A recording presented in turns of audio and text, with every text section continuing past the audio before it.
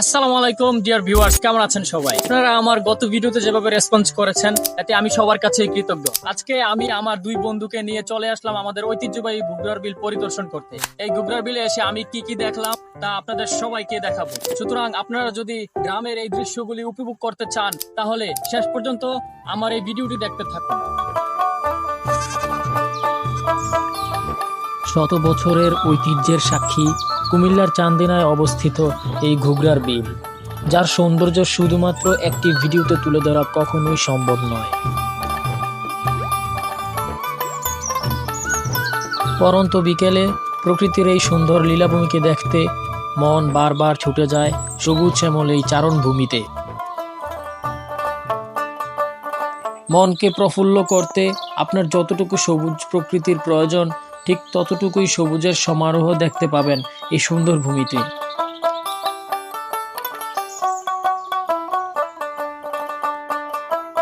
Dear viewers, এখানে পৌঁছে সর্বপ্রথম চোখে পড়ে একটি সুন্দর সেচ পাম্প।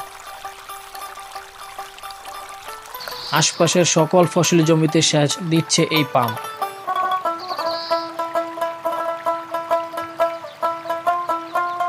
মাঝে মাঝে গায়ের ডান পিঠে ছেলেরা এসে গোসল করে যায় এসব পাম্পে।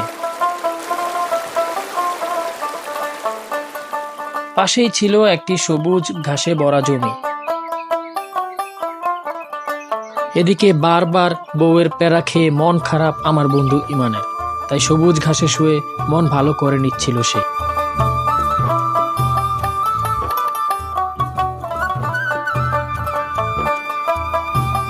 খানিকটা দূরেই গরুর জন্য ঘাস কাটছিল একজন পরিশ্রমী কৃষক।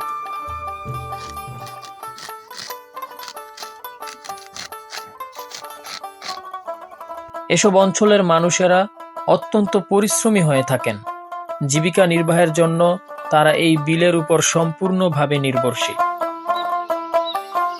এই বিলে চাষ হয় সকল ধরনের শাক ও সবজি।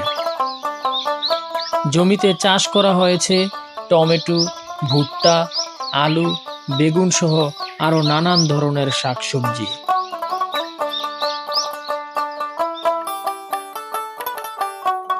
পথে দেখা হলো আমার এক রসিক দাদার সাথে। হ্যাঁ দাদা, কও তুমি কি করতে চাও? কও। কি কমো তুমি বলিও কমো, আমি বুঝতে জানি। তোমার বউ কই? এই দাদা শোনো না, আর 14 বছর বউ নাই।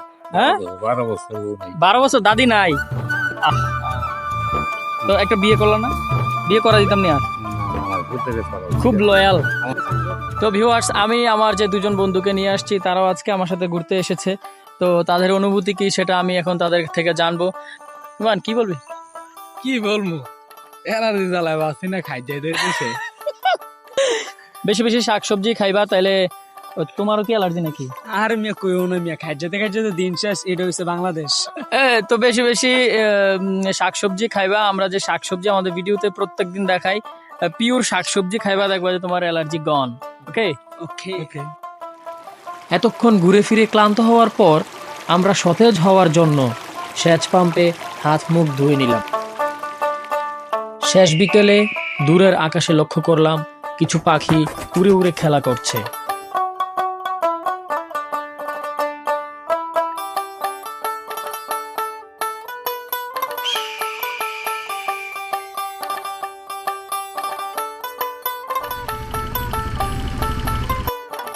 এক সময় বেলা গড়িয়ে সন্ধে নামল। শেষ হলো আমাদের আড্ডা, সেই সাথে শেষ হলো আজকের এই ভিডিও।